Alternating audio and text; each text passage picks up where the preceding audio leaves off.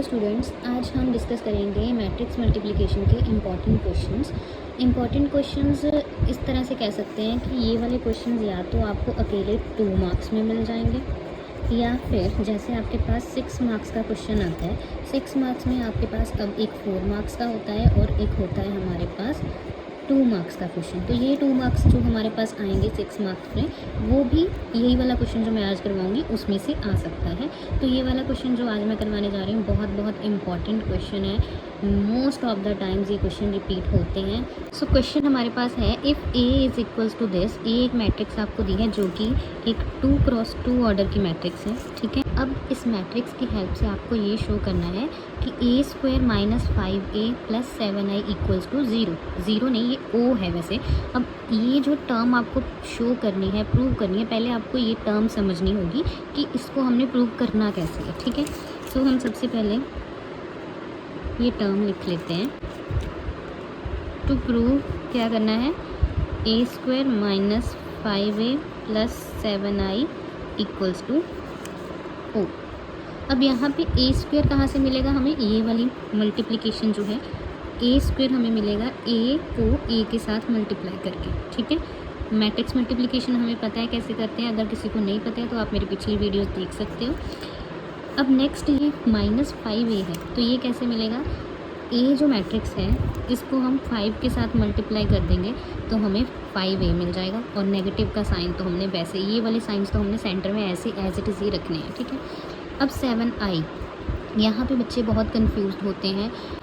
7i, अब ये चीज़ आपको बहुत ध्यान से देखनी है। 7i मीन्स क्या है, आइडेंटिटी मैट्रिक्स। अब जिस ऑर्डर की आपके पास ये a मैट्रिक्स होगी, जैसे ये 2x2 ऑर्डर, यहाँ पे 7i जो होगा वो क्या है, 7 के साथ आप मल्टीप्लाई करोगे आइडेंटिटी मैट्रिक्स। और आइडेंटिटी मैट्रिक्स कौन सी होगी, जिस ऑर्डर की आपके पास ये a मैट्रिक्स है उसी ऑर्डर की आपको आइडेंटिटी मैट्रिक्स लेनी है। जैसे यहाँ पे 2x2 ऑर्डर की a मैट्रिक्स है, तो आइडेंटिटी मैट्रिक्स भी क्या होगी, 2x2 ऑर्डर की होगी। और हमें पता है कि आइडेंटिटी मैट्रिक्स 2x2 ऑर्डर की क्या होती है, 1 0 0 1, ठीक है जी। अभी हमें ये तीनों चीज़ें पता चल गई कि क्या है। और यहाँ पे ये जो o या 0 क्या है, ये 0 मैट्रिक्स है। अब ये जो 0 मैट्रिक्स होगी ये भी सेम ऑर्डर की लेनी है, जो यहाँ पे हमारे पास a मैट्रिक्स होगी उसी ऑर्डर की लेनी है, ठीक है।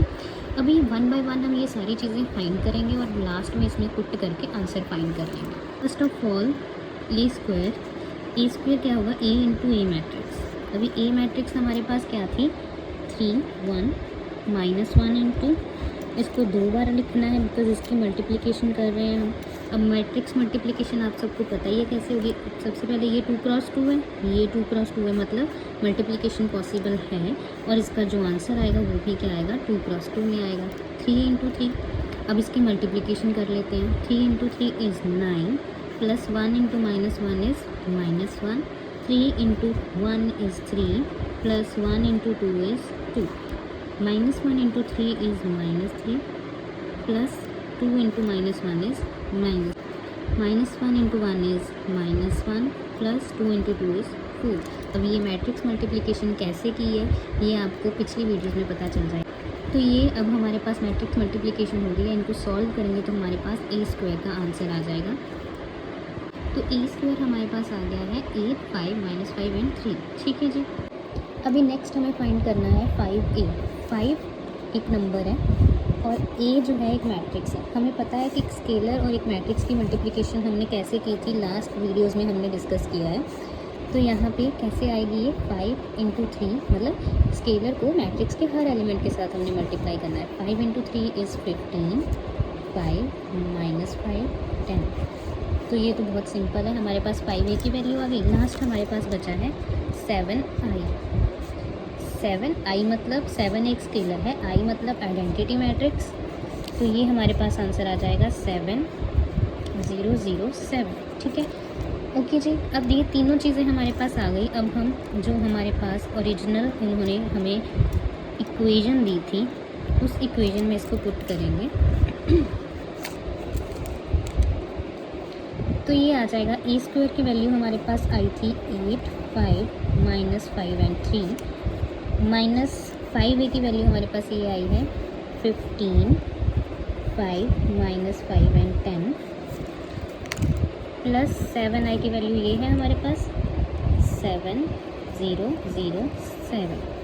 अब इन तीनों चीज़ों में जो हमारे पास सब्ट्रैक्शन और एडिशन के साइंस लगे हैं वही हमने डायरेक्टली अप्लाई कर देने हैं। ये चीज़ें भी एडिशन और सब्ट्रैक्शन कैसे करनी है मैट्रिक्स की, वो भी मैंने पुरानी वीडियोस में डिस्कस किया हुआ है, तो प्लीज़ वो वीडियोस देखिए और उसके बाद आपको ये समझ आ जाएगा अच्छे से।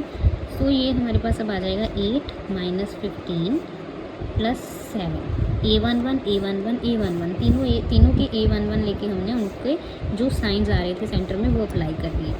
अब A12 की बारी है, 5 - 5 + 0, नेक्स्ट -5 माइनस ऑफ -5, ये वाला -5, ये वाला माइनस और ये वाला -5 + 0। अब नेक्स्ट A22 के लिए 3 - 10 + 7, तो ये हमारे पास आ गया 3 - 10 + 7।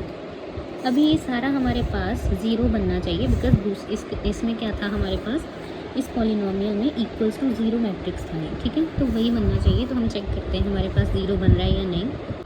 तो ये हमारे पास यहाँ पे इक्वल्स टू ज़ीरो बन गया है, which is equals to zero matrix. So hence A² - 5A + 7I is equals to zero. तो ये हमने प्रूव कर दिया है।